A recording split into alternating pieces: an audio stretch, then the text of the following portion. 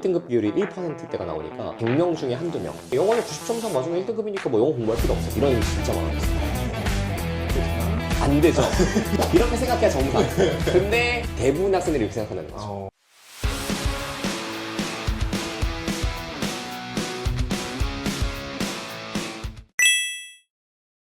이제 수능이 얼마 안 남았잖아요. 88일 남으시죠? 네, 그러면 이 시점에서 수능에서 대박을 칠 수 있는 가능성이 몇 %나 되냐?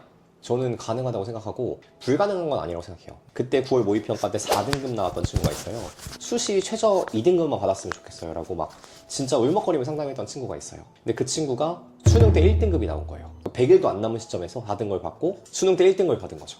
전체 퍼센트에서 5점 이상 점수 상승을 유의미한 상승이라고 보는데 5점 이상 점수가 상승하는 케이스가 100일 기준으로 했을 때 한 30%.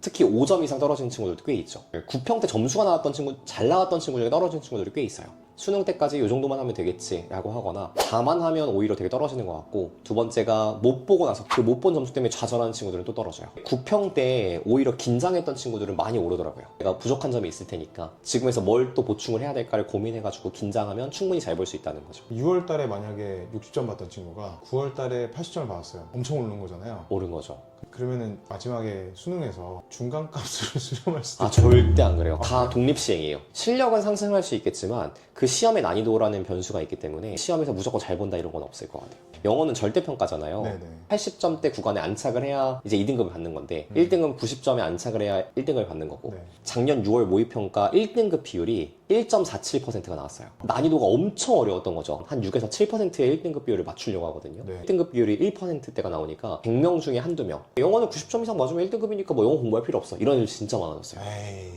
그게 되나? 안 되죠. 이렇게 생각해야 정상. 근데 대부분 학생들이 이렇게 생각한다는 거죠. 고등학교 딱 들어가면 아 뭐 스카이? 그거 뭐 발로 부시고 들어갈 수 있지만 2학년쯤 되면은 야 그래 스카이는 좀 어렵지만 서성한 이렇게 갈 수 있지 라고 하다가 이제 고3쯤 되면 야 서성한도 어렵다 이러면서 인서울만 가자 인서울만 가자. 이게 내가 수시 2등급만 딱 채우면 된다 라는 친구들은 거기에 맞게 공부를 하는 게 맞고, 나는 수시가 아니라 정시로 내가 원하는 데를 꼭 가야겠다 1등급 전략을 가지고 공부를 시작해야 되겠죠. 어떤 게 더 현명한 방법인 거예요? 가장 중요한 건 이거예요. 내가 목표하는 대학이 어딘가를 생각해보는 게 되게 중요하고, 내신이 2학년 2학기쯤 되면 거의 다 이제 점수가 확정이 돼요. 2점대가 넘어가면 인서울의 좋은 대학들은 거의 못 간다라고 보시면 되거든요. 예를 들면 뭐 고려대를 가고 싶어요. 한 3점대 평점이에요. 그러면 일단 고대는 내신으로 못 가는 거예요. 애초에 그걸 싹 다 버리고 나는 올인 전략이다.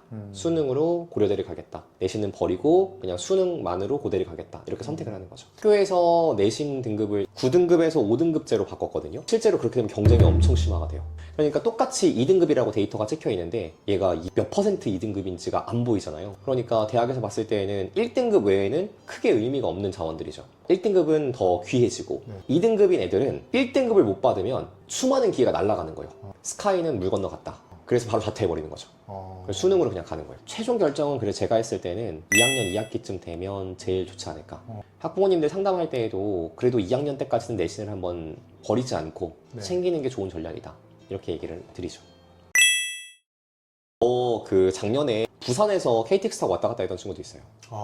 방학 때. 주에 한 번 수업이니까 왔을 때 주말 수업을 다 돌고 가는 거예요. 토요일 날 아침 일찍 올라와가지고 대치부터 시작해서 쭉 돌다가 일요일 저녁 6시 반 타임 저희 수업 듣고 내려가고. 학생이 혼자 왔다 갔다 하는 거면 엄청 힘들죠. 진짜 힘들 것 같아요. 분명히 그 정도의 열정을 갖고 있는 친구면 기차에서 숙제하고 있을 거란 말이죠. 맞아요. 그럼 진짜 힘들어요. 평일에 그 휴가철이 아닐 때 택시를 타면 노트북을 켜고 일하는 사람이나 책을 보는 사람이 엄청나게 많아요. 저도 그냥 일반석에 탔을 때에 비좁고 할 일이 있어도 미루게 돼요. 택시를 타면 분위기에 압도당해서 환경 설정. 네, 그러니까요. 그래서 책이라도 보게 되더라고요. 이게 또 옛날 얘기긴 한데, 옛날에는 수능 시험장을 배정할 때 서울대를 지망하는 학생들은 국영수에다가 사탐 4과목에다가 재위고까지 봐야 되거든요. 네네. 연대 고대나 이외의 대학들을 지원하는 학생들은 국영수에다가 사탐 2과목이나 과탐 2과목만 보면 됐어요. 네. 그래서 고사장이 달랐어요. 그래서 제가 원래 서울대를 지망하다가 중간에 고대를 가려고 목표를 좀 낮췄거든요. 네. 근데 지원할 때에는 그 국영수에다가 사탐 4과목 재위고까지 다 넣었어요. 고사장을 딱 들어갔는데 분위기가 너무 좋죠. 그래서 그때 당시에는 일부러 이렇게 재수학원에서 밀어줬던 것도 있어요. 그렇게 해라. 지원해라. 성적이 안 나와서 자살하는 뉴스가 나오잖아요. 네. 그 학생들의 마음을 제가 다 알 수는 없겠지만 스스로의 압박 때문에 죽은 학생들은 거의 없을 것 같아요. 대부분 부모나 주변 환경의 압박이 심했기 때문에 그랬을 수 있을 것 같아요. 분명히 그 친구에게 수능을 못 보게 되면 나타날 결과들에 대해서 수없는 가스라이팅과 압박을 했던 사람들이 있지 않을까. 절망적인 점수를 받고 보니까 내 인생은 이렇게 펼쳐지겠다라고 좌절스러운 생각에 빠져서 생을 마감한 친구들이 있지 않을까 이런 생각도 들어요. 그렇지 않다고 저는 생각해요. 수능 성적이 안 좋아도 공부했던 가다가 더 중요하지. 어떻게 보면 좋은 결과를 내기 위해서 제 사랑하는 자식들한테 가스라이팅을 하죠. 하고 있을 수도 있거든요. 그게 성적의 향상에 도움이 되나요? 저는 도움이 되는 경우도 있다고 생각해요. 요즘에는 외부 유혹이 너무 많은 시기인데 거기서 그 가스라이팅의 일부가 나의 주변 외부 유혹을 좀 차단하고 하나의 목표에 에너지를 집중할 수 있도록 만들어줄 수 있다고 생각하는데 그게 꼭 올바른 길은 아니라고 생각해요. 내부적인 동기부여가 아니기 때문에 내 결과가 안 나왔을 때에는 문제가 될 수도 있죠. 너희가 할 수 있다고 생각하면 할 수 있을 거고 할 수 없다고 생각하면 할 수 없을 거다. 중요한 건 반드시 너희의 생각대로 될 거다. 너희가 생각하는 게 긍정이든 부정이든 반드시 그 생각대로 될 거야. 맞아요. 그런 얘기를 해줘요. 생각의 힘을 믿어라. 너희는 생각한 그대로 될 거라고. 정해지지 않은 걸 이미 정해졌다고 생각하고 살아가는 사람들은 그대로 살아가게 될 거고 정해지지 않은 걸 내가 만들 수 있다고 생각하는 사람들은 만들어 갈 수 있을 거고. 그럼 만약에 네. KTX로 왔다 갔다 할 수 있는 대전이나 대구다 2시간이나 1시간 안에 왔다 갔다 할 수 있는 거리다. 이 대신에 우리 6명을 모아서 십시일반해서 2,500 만들어 드릴게요. 500씩 비밀 유지 각서를 쓰고 할 것 같습니다. 외부에 유출되지 않게.